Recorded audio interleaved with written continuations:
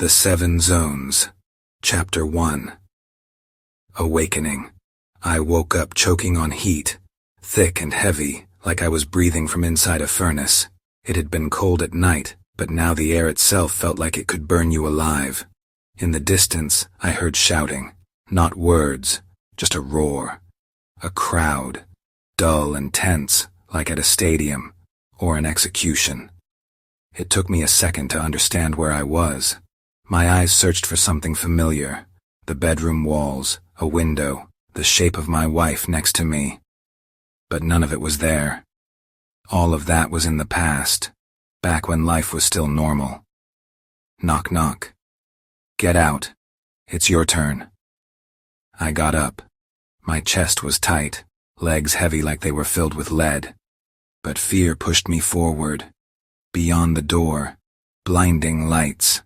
A crowd. They roared as I stepped out, not with empathy, but with hunger, excitement, anticipation, bloodlust, like I was the main act. But they weren't cheering for me. They were cheering for the show, for what was about to happen to me. Then the host appeared, stepping out from behind a screen. His face looked sculpted from makeup and Botox, a wide mannequin smile stretched across it. "What's your name?" "John," I said, trying not to let my voice shake. "What brings you to us, John?" "Money, for my wife's surgery." He made a sad face, turned toward the camera. "Let's all wish John good luck. For love," he said, winking into the lens. The crowd exploded. Not for love. They wanted blood. "You know the rules?" "Make it to the finish line before they catch me," I said, uncertain. He laughed. "Close, but let's refresh the audience." The screen above lit up, and a logo appeared. The 7 Zones. Chapter 2. The Start. The rules. You're the runner. Your goal is to cover 1,000 kilometers in 7 days. On foot, almost impossible, but you don't have a choice. Every 12 hours, a new runner is released. The zone is split into 7 segments, roughly 140 to 150 kilometers each. Each segment has its own hunter. They're armed, trained, and they don't leave their territory. If you step outside the game zone, you've got 10 minutes to get back. Fail to return in time, and your coordinates go live, to the hunters, to the other runners, to roaming patrols. At that point, the game stops being a game. One more thing. If you don't make it to the finish line by the end of the 7th day, the hunt doesn't end. Your prize gets wiped, but they'll still find you, and you'll still die. Bonuses. Every day at 4 a.m., drones fly over the zone and drop supply crates. Inside, you might find anything. Water, food, meds, armor, weapons, coordinates to shelter or transport, or nothing at all. And finally, pick your head start, John. What'll you take? 1 day's head start, a car with enough fuel for 1 zone, a pistol with 6 bullets. The crowd was chanting, "Gun! Gun! Gun!" They wanted me to shoot, to spill blood right away. I looked at the host, then at the timer, then up at the sky. 1 day's head start, I said. A wave of disappointment rolled through the crowd. No blood. Not today.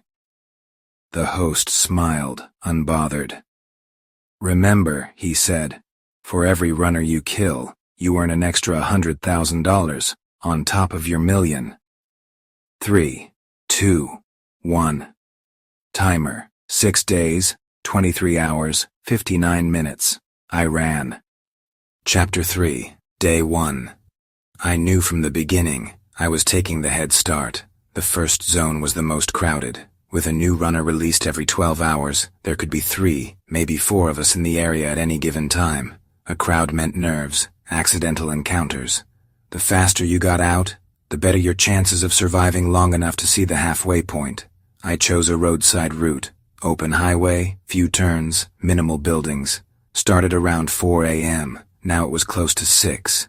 I'd covered about 15 kilometers in 2 hours. Not bad, but my body was already reminding me I wasn't made of steel. I slowed to a fast walk. On the way, I spotted road spikes more than once. It confirmed I'd made the right call. If I'd chosen a car, I wouldn't have made it far. I turned off the road, following a dirt trail, hoping to find a supply crate, even just water. My throat was already raw. I lost almost an hour, found a crate, already opened. That meant another runner was close, and if they'd taken the supplies, the next drop would be farther out. I had to keep going blind.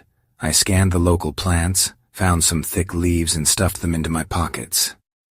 Bitter, astringent. But there was juice in them. Not the first time someone's done this. Ran another 5 kilometers, then spotted someone ahead. A guy. Younger than me, maybe 20. Walking casually along the shoulder, not looking back. When he saw me, he gave a small wave. Didn't stop. No fear, no aggression. Like he didn't care if I shot him in the back. I slowed down. The closer I got, the more scenarios ran through my head. A trap? A decoy? Or had he just given up? 10 meters out, I switched to a walk. He stopped and turned. Kid's face, eyes full of exhaustion, and something like acceptance. "Hey," he said. "I'm Mark. Hope you're not planning to fight. I don't want trouble." "John," I said. "Where are you from?" "Texas." He adjusted the strap on his backpack and looked at the horizon. "I didn't volunteer for this. They tricked me into signing the paperwork. Cops didn't care, just tossed me in the zone. And now I'm here. Honestly, I'm not gonna make it. Probably won't even reach the second zone. First night I just cried." "How long you been out here?" "Day 2. I tensed. That meant someone else was between us, a real threat. "You find a crate 5 clicks back?" "I did," he nodded, pulling something from a side pocket. "There was this thing inside, red button. Didn't push it. I mean, come on. Old movies taught us, never press the red button." I chuckled. "Maybe we should." "No offense," Mark said, "but I'd rather you moved on, alone." "I get it." I passed him, keeping a few meters of distance, and jogged on. I kept checking over my shoulder for 5 more minutes, until he vanished from view. 15 minutes later I heard the shot. Sharp, heavy, like a sniper rifle. I froze. A hunter nearby. I veered off the road, found a trail, started pushing the corner through trees. If someone's got a scope, open space is suicide. I dropped to a fast crouch, ears straining. I listened to the woods like I was back in a war, and then, the sound found me. A diesel engine, growling, low, coming straight ahead. A vehicle, not even trying to be stealthy. I dove into the brush, hugged the ground. The rumble got closer. The vehicle slowed, stopped. Click. Door closed. Alarm beeped. Footsteps. Jogging. Heading right toward me. Shit. Maybe he had my coordinates. No weapons. Not even a rock. I pressed my face into the dirt, relying on nothing but sound. The footsteps were steady, focused. He knew where he was going. They passed by. Moved on. Farther. Gone. Then I heard it. A digital lock buzzing open. A hatch. A base. He'd gone underground. This was my shot. I crawled forward, peeked. 20 meters out, a metal hatch, cracked open. I belly crawled like it was basic training. Then on hands and knees, reached the edge, looked in. A vertical ladder, nearly straight down. If he climbs out, he can't hold a weapon. That's my chance. I lay flat, waited. 15 minutes. Then, metal creaking. Grunting. He was coming up. I got ready. When his head emerged, I was ready to strike. But my legs hesitated. He didn't look human. Metal armor. Spikes on the shoulders. Heavy helmet bolted to his jacket. Neck covered. Rifle, slung across his back. He reached for the weapon with his right hand. He knew. He felt me. I jumped. Not to attack, to shove. I slammed my shoulder into his side. He staggered. Grabbed the ladder with his left hand. Tried to reach for something with his right. Our eyes met. There was fear and rage. I kicked him in the helmet. then stomped on his hand. He lost grip, fell, fired as he went, missed. The pistol slipped from his hand. Dropped with him. Thud. 5 meters down. I crawled up to the edge, looked in. He was crumpled at the bottom, twisted, still, unconscious, or worse. Chapter 4. The Base. The hunter lay twisted on the concrete at the bottom of the shaft, like a broken puppet. His pistol was still nearby, but his arm had fallen limp. I didn't know if he was alive or not, but I couldn't take the risk. Instinct gave me no time for hesitation. I shot him in the head. Silence slammed into the space like a hammer. All I could hear was the blood rushing in my ears and the faint hum of a ventilation unit deeper inside. The place was surprisingly spacious, about 15 square meters, low ceiling, bare concrete walls. It wasn't just a hideout. It was a full-blown microbunker. My first thought, he lived here, and not just for a day. Shelves lined with organized rations, plastic jugs of water, crates of ammo, medkits, knives. Everything had its place. No extras, no mess. In the corner, a plastic toilet behind a curtain. The smell confirmed it had been used recently. The real gold mine, the monitors. 3 screens. One showed a feed from a camera overlooking the nearby highway. Another displayed a grid of the current zone, split into squares. The third, radio signal mapping. On the metal desk, I found a key with a red button. The same kind Mark had. Turns out, it was a universal fob. Opened the hatch, opened the truck. I checked the hunter's rifle. The fall had wrecked it. Bent barrel, cracked stock, scope out of alignment. Firing it would have been suicide. I took the optics and the sling, left the rest. The pistol, 9mm with a suppressor, a spare mag in the holster, 3 more in a drawer beneath the desk, 4 mags total, 36 rounds, enough to maybe survive another day. I packed my bag, 3 liters of water, 2 packs of rations, the ammo, binoculars, medkit. Only what I could carry. Before I left, I glanced down at the body again. He was part of the game too, just on the other side. Hunters were players for the rich and psychotic. They paid for the right to kill someone. Irony is, he was so scared for his life, he couldn't relax anywhere but this bunker. That's what killed him. I hit the button, and the hatch slowly sealed shut, burying the base like a grave. Outside, a pickup truck waited. Armored, window grates, narrow slits to see through. I pressed the key. The headlights blinked. Same fob. 1 key for everything. I climbed in. Spartan interior, hard seats, GPS with a basic map, engine lock on a timer, a tiny built-in safe, empty.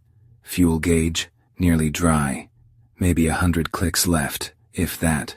I had to find Mark. Turned around and drove back to where we'd parted ways. Slowed every 100 meters. Yelled out the window. "Mark, it's me. The hunter's dead." In the rear view I saw him burst out of the bushes, waving his arms. I stopped, opened the door. He climbed in, eyes shining like a kid who just got his toy back, or maybe hope. We headed toward the next zone. The road got worse. Faded signs warned of a sector boundary ahead. Then we saw the checkpoint, and crossed it. GPS beeped. "You have entered Zone 2. Mark's bracelet lit up. You completed Zone 1 in 30 hours. Warning, you are behind schedule. Speed up." Mine said, "Zone 1 cleared in 13 hours. Excellent progress. Keep moving." We looked at each other. "Wish we knew how many runners are still out there," Mark said quietly. "We might have passed someone," I replied. "But one thing's certain. Someone's holed up in Zone 2. They had 7 days and never left. Either too scared or building a nest." I handed him a second water bottle and a few spare rounds. Kept the pistol for myself. "This truck won't last long," I said. "Fuel's almost out. And, in here, we're a moving target." Mark nodded. We grabbed the essentials, water, food, ammo, and continued on foot. The forest thickened. We walked in silence. Just the crunch of twigs, rustling leaves, and the annoying drone of cicadas. It was about 6 p.m. "Where do we sleep?" Mark asked. In the trees. He gave me a look like I'd lost it, so I explained. No tents, no buildings. Anything out here could be rigged.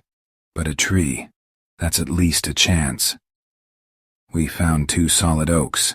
I showed him how to lie face down, legs around the trunk, strap your waist to a branch using your belt.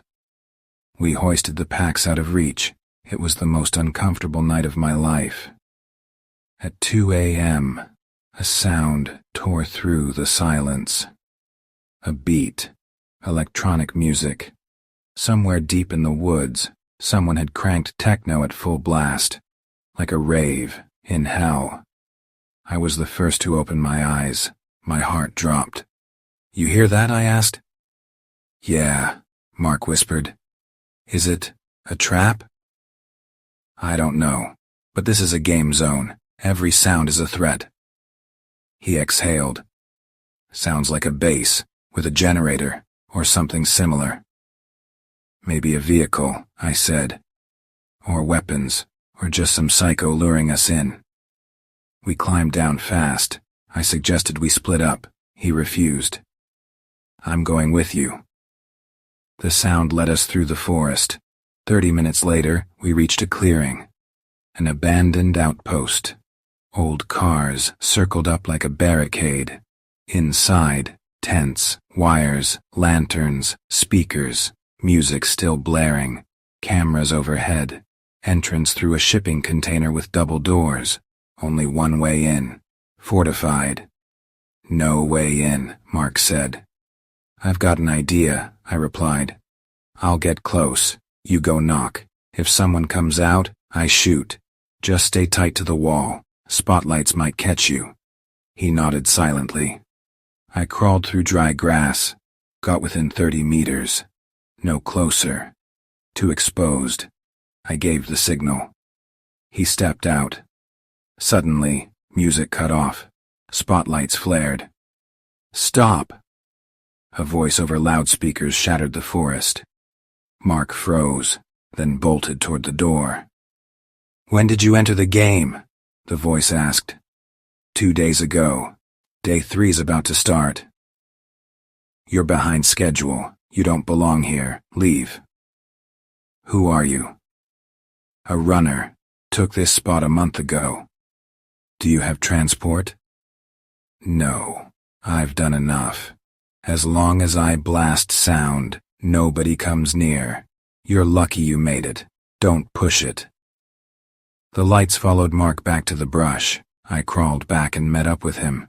This wasn't over. So many people hiding in these woods, all running from the same thing, desperation. If you made it all the way to the end, then you're exactly the kind of person I'm looking for. Hit that subscribe button. It really means a lot to me. I hope I can keep bringing you more stories, to make you smile, or maybe, to scare you.